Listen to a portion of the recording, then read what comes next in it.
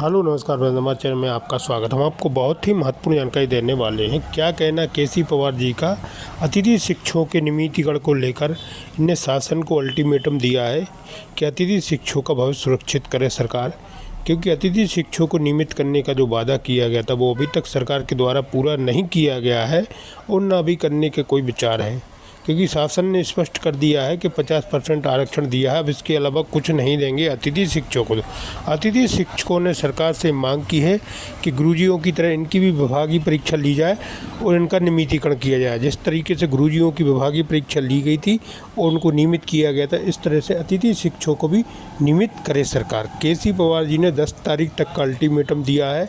इनने बोला है भोपाल में आंदोलन किया जाएगा, 10 फरवरी लास्ट डेट रहेगी। 10 फरवरी के बाद अगर मांग नहीं मानते हैं तो सरकार के खिलाफ फिर ये रोडों पे उतरेंगे। अतिथि शिक्षक को एक बड़ा आंदोलन करेंगे जब तक इनका नियमितीकरण नहीं होता है। इनने सरकार को अल्टीमेटम दिया है कि इनको भविष्य सुरक्षित होना चाहिए और भविष्य सुरक्षित करवाना चाहते हैं अतिथि शिक्षक। मैं पूरी विस्तार से जानकारी देने वाला हूँ, लाइव वार्ता सुनाने वाला हूँ। क्या कहना केसी पवार जी का, अब वीडियो में 1% झूठ नहीं और 1% किसी को बहकावे में नहीं रखते हैं साथियों, ना रखेंगे। इसलिए आपको मालूम है कि आपका बड़ा भाई एक आह्वान करता है तो अतिथि शिक्षक हजारों की संख्या में भोपाल पहुंच जाते हैं साथियों। आज आप और हम मिलकर वीडियो में अब तो दूसरी ताकत हमारी हो जाएगी। और जो अन्य संगठन भी है जो यदि सत्य की विचारधारा पे चलेंगे उनको भी हम शामिल करेंगे।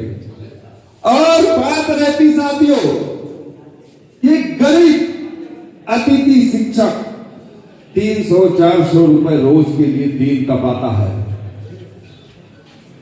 और उनका एक पैसा उनके पसीने का पैसा है, एक पैसे में उनकी आत्मा है। तो मैं मेरे पदाधिकारियों से भी कहना चाहूंगा कि उनके एक पैसा भी बेईमानी से मत लेना, नहीं तो ऊपर वाला उसका बदला जरूर लेगा। आपको मालूम है कि गरीबों की हाय में लोहा खत्म हो जाता है तो हम तो इंसान है साथियों। और कोई ये भी गलतफहमी नहीं माने कि हमने इतना दिया, हमने इतना खाया, कुछ नहीं हुआ, क्योंकि हम लोग थोड़ा सा वेट करते हैं।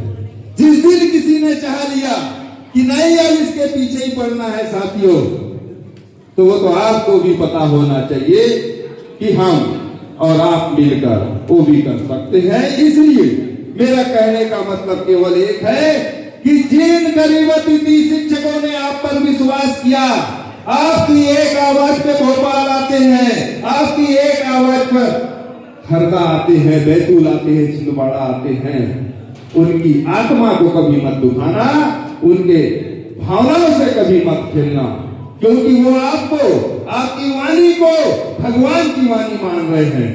इसलिए साथियों हम सबको एक रहना है और आगामी कार्यक्रम सफल होना। कुछ लोग कहते हैं कि केसी पवार और उसकी टीम सरकार का विरोध करती है। अरे हम कहां सरकार का विरोध करते हैं? क्या हमारी मांग मनवाने के लिए आंदोलन और प्रदर्शन करना विरोध है? विरोध नहीं है, एक लोकतांत्रिक तरीका है हमारी मांग मनवाने का, इसलिए हम विरोध में आते हैं।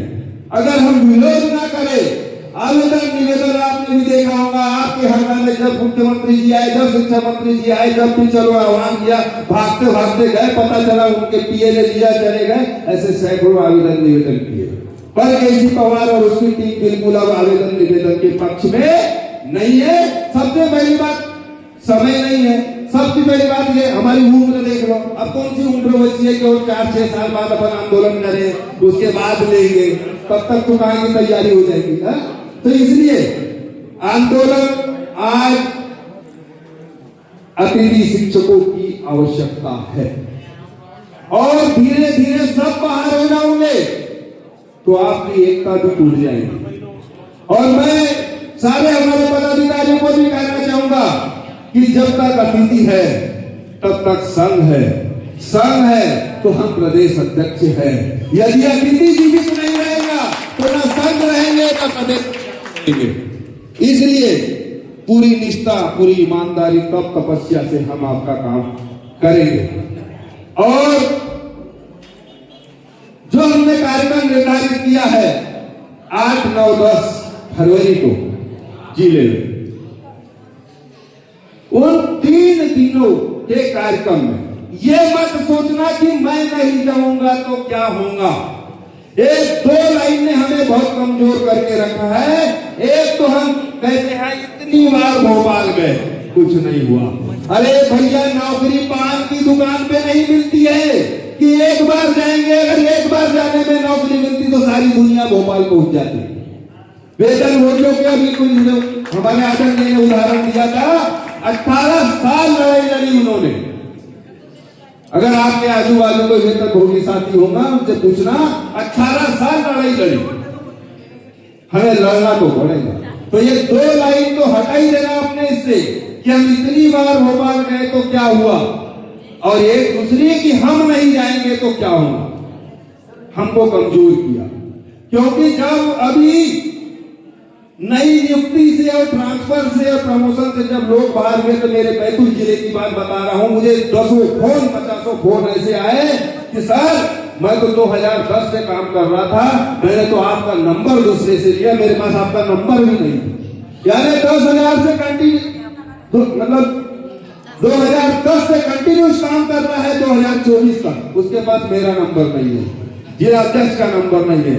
मतलब कि उन्हें कभी आवश्यकता नहीं पड़ी, क्योंकि उनका पद सुरक्षित रहा। जब पद उनका गया तब उन्होंने फोन करना। तो मेरे जिले में ही ऐसे 50 लोग हैं, तो फिर पूरी संख्या प्रदेश में कितनी होगी। इसलिए हमारी लड़ाई हमें लड़ना है।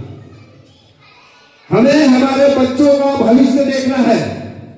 हमारे माँ बापों की जो इच्छाएं हैं वो भी देखना चाहते थे कि मेरा बच्चा, मेरा बेटा, मेरी बेटी, मेरी बहू एक दिन नियमित शिक्षक बने।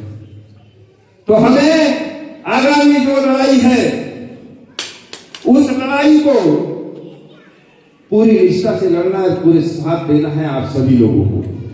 यदि आप पूरी निष्ठा से आगामी कार्यक्रम में आएंगे तो मैं विश्वास दिलाता हूं आपको, आपकी विभागीय परीक्षा और बोनस अंक सहित सारी मांगे मनवाने का 100% प्रयास करेंगे, क्योंकि अभी टाइगर जिंदा है।